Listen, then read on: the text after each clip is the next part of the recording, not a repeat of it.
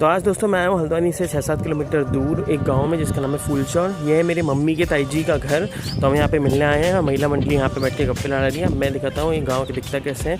आते ही सबसे पहले मुझे थमा दिया काम। मेरा काम था हिला के पानी निकालने का ताकि कूलर में भर सके। फिर मुझे मिली हैरी पॉटर के झाड़ू की झाड़, जो कि मैंने वहीं छोड़ दी। उसके बाद मेरे को फिर पानी भरने को कहा, इसलिए फिर हिलाया मैंने। उसके बाद मैंने देखा कि ये तो ट्यूबवेल है। ओ माय गॉड, ये तो पुराने टाइम को याद दिलाता है। फिर हमें दिखता है कटहल के पेड़, और ये वाला कटहल हमने चूज़ करके काट लिया। फिर मैंने देखा एक सांप, गाइस सांप लिटरली फन लगाए हुए, और सांप को मैंने रिकॉर्ड किया। फिर मैंने खाया आम और पूलम। उसके बाद आराम से मैंने वो मीठा पूलम खाया और सो गया। और बाकी आप लोग please like share and subscribe.